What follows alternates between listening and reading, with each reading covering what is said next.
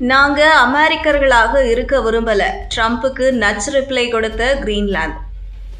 கிரீன்லாந்தை America ஆக்கிரமிக்கும் என்று Trump பேசியிருந்த நிலையில், நாங்கள் அமெரிக்கர்களாக இருக்க விரும்பவில்லை என்று கிரீன்லாந்து நாட்டைச் சேர்ந்த 5 பெரும் அரசியல் கட்சிகள் அறிக்கையை வெளியிட்டிருக்கின்றன. அமெரிக்கராக பிறப்பது என்பது வரலாற்றின் லாட்டரியில் வெற்றி பெறுவதற்கு சமம் என்று ட்ரம்ப் சொல்வதுண்டு. அப்படியான லாட்டரியே எங்களுக்கு வேண்டாம் என்று கிரீன்லாந்து மக்கள் கூறத் தொடங்கியுள்ளனர்.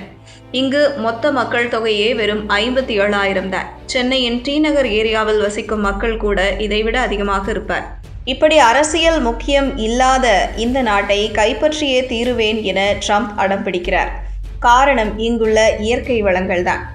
காலநிலை மாற்றத்தால் இந்த தீவில் உள்ள பனிப்பாறைகள் வேகமாக உருகுகின்றன.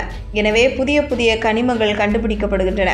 இவற்றை தன்வசப்படுத்த வேண்டும் என்பதால் தான் ட்ரம்ப் இப்படி பேசி வருகிறார் என்று சொல்லப்படுகிறது.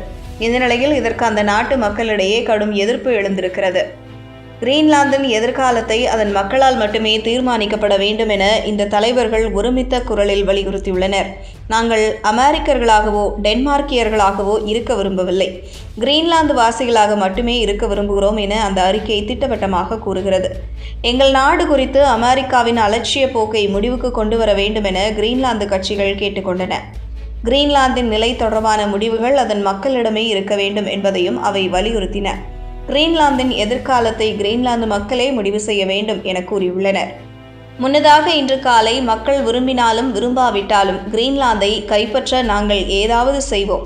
ஒருவேளை நாங்கள் முந்த தவறினால் ரஷ்யா அல்லது சீனா அப்பகுதியில் காலூன்றும். இதை தடுக்காவிட்டால் நமக்கு ரஷ்யாவையோ அல்லது சீனாவையோ அண்டை நாடுகளாக அமையும். அப்படி இருக்கக்கூடாது. பேச்சுவார்த்தை மூலம் தீர்வை விரும்புகிறோம். ஆனாலும் இராணுவ நடவடிக்கைகளை நாங்கள் நிராகரிக்கவில்லை.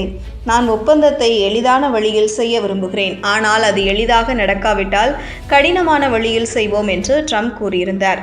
தற்போது கிரீன்லாந்து டென்மார்க்கின் கண்ட்ரோலில் இருக்கிறது. கல்வி, சுகாதாரம், நிதி போன்ற விஷயங்களை கிரீன்லாந்து கவனித்துக் கொள்ளும். ஆனால் இராணுவம், பாதுகாப்பை டென்மார்க் தான் பார்த்துக் கொள்கிறது என்பது குறிப்பிடத்தக்கது.